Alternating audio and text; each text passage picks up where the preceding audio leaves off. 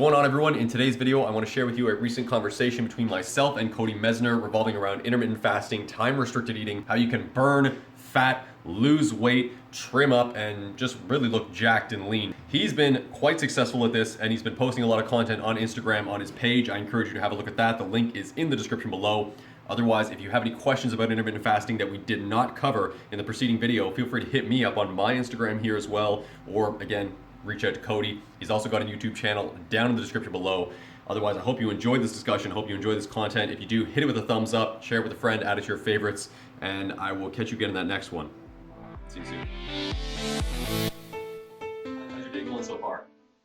Pretty good. Just got out of the shower. I was doing this outside, so I figured it's nicer than inside. So we got a good day for once. Yesterday was super rainy, so I like to be out when I can. There's been like up and down a lot lately here too. Do you do any cold showers? I do cold showers. I do those like intermittently, so like maybe 3 out of the 7 days of the week. Normally just help wake myself up and get myself like motivated early.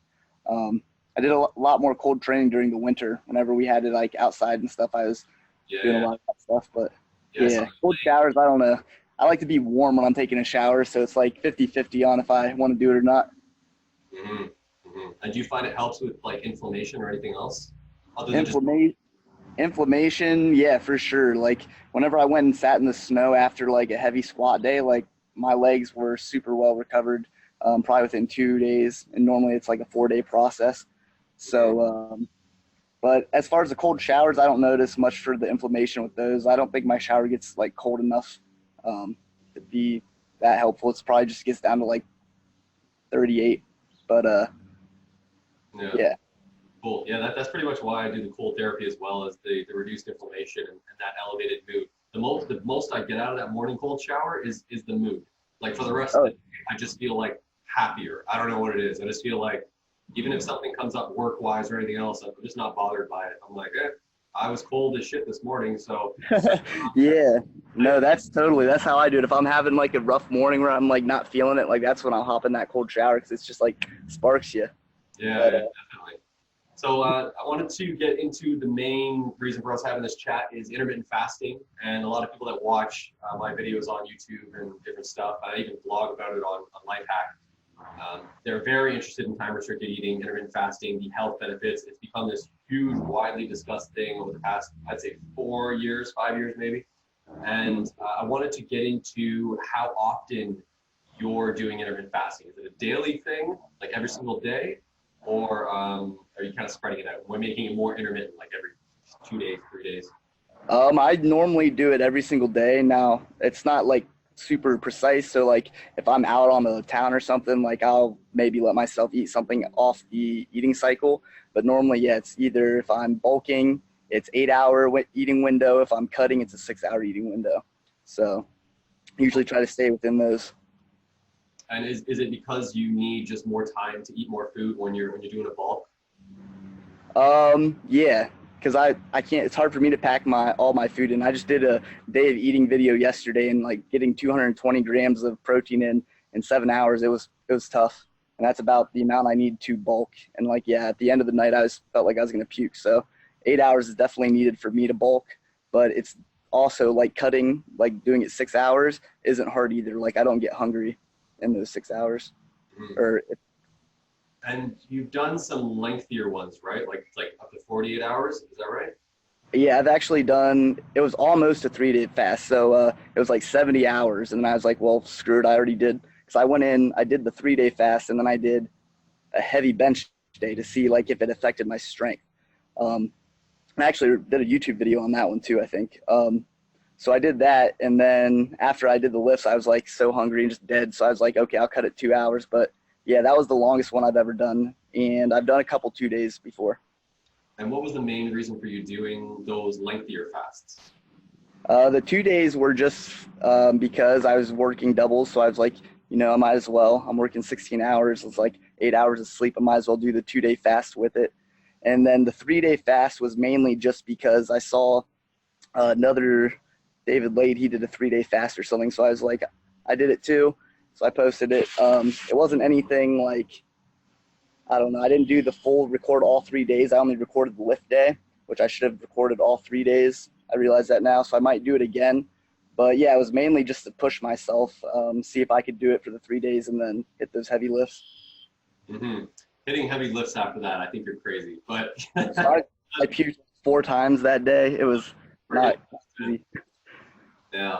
And did you notice any added clarity that comes from the fasting? See, like I'm just gonna give you a little backstory. Whenever I've had like psychedelics or any sort of like substances, I don't really want to eat. And I don't know if this is our like natural state of we don't necessarily need to consume as much as we do. And I have this sense of clarity when I don't eat. If it's a 24-hour, if it's not so much on the 16-hour fast, I don't really get to that point. It's like I have to push it to like a 20-hour plus, and then I get this overwhelming sense of clarity where it's like my ability to recall things is improved. I don't know, all sorts of different stuff, like mental function just seems to be overall improved. It's like there's not as much resources in the body being allocated to break down that food. So did you notice any sort of that type of clarity during your prolonged fast? Yeah, towards the end of the 3rd day, it was like 66-hour-ish, I think, or 60-hour-ish mark. I started to notice that, and yeah, everything like senses were super heightened. Smell, like I could smell the neighbors cooking. It was crazy. And then food, after I came off that, like food just tasted like so good. Like that's if I recommend doing a 3-day fast to anybody, it's purely just because food tastes so good afterwards. Mm-hmm. So yeah, as far as like the mental focus, yeah, like I was driving, like I've taken like Adderall before, and like that's basically just how I felt naturally. It was kind of crazy. But yeah, super focused, senses heightened, all that stuff. Mm-hmm. And have you yeah, super low energy still. Yeah. Have you experimented with dry fasting at all? Fasting, I've never, no. Always drink water or coffee. Okay. That's something I haven't really done too much of either, but I hear there's some benefits to that in terms of just like hitting that reset button, because like bacteria thrives in the moisture. And if you're having water, then it has potential to thrive within your gut. So in order to clear out any sort of unhealthy bacteria and just allow your body to sustain its own healthy bacteria, to just do these dry fasts. That way there's no excess moisture, no excess water, anything for these bacteria to thrive in. That's the only reason I've really heard of benefits from dry fasting. Outside of that, I know that some people practice Ramadan, that they actually don't drink water during certain times as well. I think it's kind of crazy in general to fast without water, but I do understand the theory behind it, with the bacteria stuff. So I was just curious if you've experimented at all with the dry fasting, but it's just purely been water? Yeah. No, I like to drink, so I drink a lot of fluids. So I don't know if I'd even be able to dry fast because, like, I don't know, I always have like a water bottle sitting with me or something. Yeah, cool. And how are do you have any specific goals right now that you're working towards with and incorporating intermittent fasting? I know before, especially when you're doing the prolonged fast, you're like cutting down a lot of weight, you're getting pretty jacked, pretty ripped. And there's great for social media too, by the way. Like your page is like all that. It's just you. Actually, you remind me of a buddy of mine. I think you follow him as well, Scott Herman. Scott Herman, yeah, I know him. Yeah, like your physique actually reminds me a lot. You're like a younger Scott Herman. And I could see you producing some of those like fitness workout videos that he does too. Like I'm glad you're getting in that direction with YouTube, and that's why I reached out to you here, because I think it's a really good avenue for you, because just all of that work you do and getting shredded and whatnot, it's like a lot of people are really interested in this information and how they can apply it in their life. So I think you share with that anyways. Yeah. Do you have any plans for YouTube in terms of creating content around workouts and whatnot? What have you been working on? The main goal right now is, I have like 3 different ideas that I want to do for YouTube. So I want to keep doing like the workout videos where I give like the people like good solid workouts and like give them the advice with it, and like teach them, like kind of demonstrate, like try to give them the feeling of the muscle. So they're not just seeing me do it. Like I want to teach them how it feels at the same time through the internet, which is hard. But then with that, I also want to do like a gym rat review type thing, where I go around to different gyms, like starting out in Ohio, then all over the country, just like reviewing what I think are like really cool gyms and like giving them like rating, like a 5-star rating or something. And then always vlogs and stuff. Those are fun. I just like those, but those are just fun. But. Cool. If you do the gym review thing, make sure you go to a Planet Fitness and try and get them to ring the bell on you. So do something like that. squats and do some grunting or something, and see if you can get someone to ring that bell. Because I've heard about it, and it's pretty hilarious. Like if you're too aggressive or emotive, they're just like, no, we can't have that here. Ding, ding, ding, ding, ding. You stop it. Stop exercising. So if you get a chance to that. Yeah, I've never seen the bell get rung before. So I've heard about it, and I made a YouTube video like just trashing Planet Fitness once, and people were telling me about it on the video. It's interesting. Like they also give people pizza, so it's like pizza. I've been there on pizza day. I was excited. That's hilarious. Yeah. Very, very like counterintuitive to like people exercising and losing weight, but like here, eat this like pizza and treats and shit. So yeah, you think they give them something healthy, but I don't know. Strange. So yeah, what are your goals right now in terms of like getting shredded, getting cut? Is it just for overall health and well-being, or do you actually have any plans to like do any bodybuilding shows or get on stage, or do you have any plans outside of say physique, but have any plans for strength gains, strength goals, powerlifting competitions, strongman, anything? Yeah, I get asked that a lot, and I'm not really like competitive or like motivated to compete necessarily. I definitely want to do powerlifting. Like that's always been my love. I just like lifting heavy weights as opposed to doing 20 reps to build hypertrophy. But yeah, if I do anything, it'd probably be a powerlifting meet. Not real on the bodybuilding shows. I don't know. I don't want to get spray tanned, and I don't want to be on stage. I'm kind of like self-conscious, even though not really. But I don't know. That's just not my thing. Just like put on a Speedo and then get on stage and start flexing in front of people. That's not me. I don't like that. But powerlifting, I could see myself doing strongman too. That stuff's fun. Now it's getting like bigger too, with Larry Wheels and stuff doing it and Thor. But yeah, basically it's mainly just for health and for me. Like it's what I love. I just like pushing myself and just trying to get stronger every year.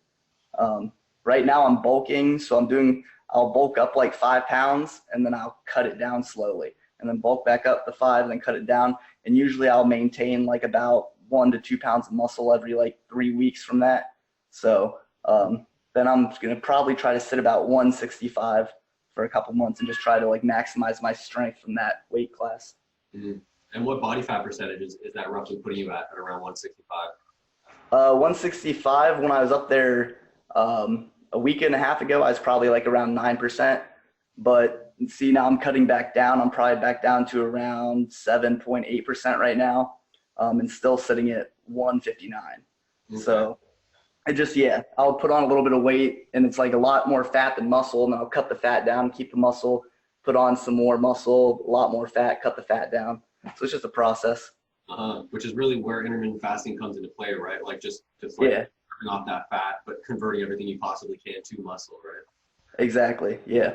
What's the biggest hurdle you face or challenge you face with intermittent fasting, or do you feel you face any? I mean, a lot of people, I get so many people that present all sorts of different, hiccups that they face, and I don't experience them. Like a lot of people just, they're constantly pressing on, can I drink this, or can I eat this, or can I do? And I always have to say, just have water. Like if you just want to do it effectively, just have water. So do you personally experience any challenges when you're doing intermittent fasting at all, like hunger pains or anything at all?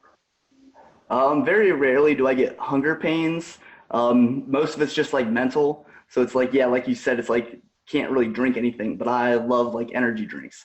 So it's like if I have like a 2-hour drive in the morning, it's tough just drinking water on that 2-hour drive. Like I want a freaking Monster or something. But the hardest struggle I have, I think, is just eating enough food when I'm trying to bulk. Like the 7-hour window last night, trying to get the amount of protein I needed, like it was just too tough. Like I almost couldn't do it. I almost gave up, but I did it because I was recording it. But if I wasn't recording, I probably would have stopped at like 190, 180 grams. Yeah. So that's part for me. Feel like recording is like holding you accountable. Every time you record something, it's like, you got to do it. Oh yeah, no, for sure. I like that about it. Yeah, exactly. That's kind of why I like recording, like doing lifting. Because sometimes it's like, I don't really feel like working out today, but I should produce some content. So I might as well just 2 birds with 1 stone, go get the exercise in, make some content out of it, makes it look really good. Yeah, it does. Yeah. So just to kind of wrap things up, do you have any advice for anyone that's just getting into intermittent fasting? Any tips you can give them, any pointers? I know that typically a 16-hour fast is what I'd recommend most people start with, but do you have any recommendations for anyone that's getting into it and just wants to know how they can start? The way I did it naturally when I first started was I was in college, and the place that I ate that I had for my meal swipes was literally like a mile across campus. So it was like a winter. And I was like, I'm not going to walk a mile to get dinner. I'll just like eat when I go to class tomorrow at like 11 o'clock. So I would eat from 11 when I went to class. And then when I was done with classes around 4, I would stop eating. So that was like a 4-hour, 5-hour eating window. And then I would go and then eat like a fast food place or like Buffalo Wild Wings or Chipotle or something that was near campus after that wasn't such a far walk. But that was like putting it into the intermittent fasting window. I didn't realize it my freshman year of college until literally 2 or 3 years ago when I heard about it. And I was like, that's what I've been doing for the last like 4 years. And I just kind of like discovered it naturally and like it worked. So I think, yeah, if you set yourself up so it's hard for you to eat, then it's going to be a lot easier for you to follow that window, because if you have to do something you don't want to do to eat that food, then you're not going to eat it. Like putting your pop downstairs. If you put your pop or your food in the basement fridge, and you're not going to want to go down there to get that junk food. So yeah, that's something.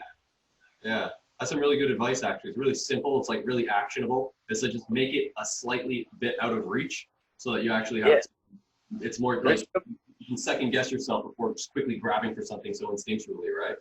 Mm-hmm. Yeah, there's so many times like I leave the pop downstairs and I will be like, oh, not even going to go down and get a pop because I don't want to walk down the flights of steps to go get a pop. Like I don't know, it works. It's just simple. It's a healthy lifestyle, but it's like you got to implement some sort of laziness to keep that healthy lifestyle going. Yeah, exactly. It's about what works for you. You got to find your cheat codes. That's right. Yeah. All right, cool. Well, thanks for giving some info here. Did you have anything you wanted to share? Any closing thoughts? I'm going to include your channel link and your Instagram and everything else in the description of this video, but anything you want to plug, share with anyone? You got any programs you're working on that people can check out? Yeah, I'm always making programs. I have a ton. I just write everybody individual programs themselves. So I don't know, I just do them. Each person's different. So as far as closing thoughts, yeah, just try it out. Try to eat it. There's different ways of intermittent fasting. If you can't do it for the full 8 or 16 hours, then split it up and do like a couple like 4-hour eating windows. You don't have to just follow the one way of intermittent fasting. There's other ways to do it. So don't give up on it just because you don't like the one way. So just keep experimenting, find what works for you, for this individual that's trying it out, and just roll with it. If you got something that works, just keep going. And yeah, I mean, when I first started intermittent fasting, the results kept me going. Like I would just continuously week over week see progress, and it's like, damn, this is working. So I'm just gonna keep yeah, it's fast. But no, that was an awesome first time podcaster. This is cool. Yeah. No, we'll do another one soon. We can do like a full length one with like iTunes and everything else, and I'll get into more questions and whatnot. But this is a cool little introduction, especially because you got your YouTube channel now, so anyone can check it out. But thanks for taking the time today, and I'll keep in touch with you on Instagram and all that other social stuff. Yeah, sounds good. Thanks, Adam. I appreciate it. Have a good one. See you. Yep, see you. Bye.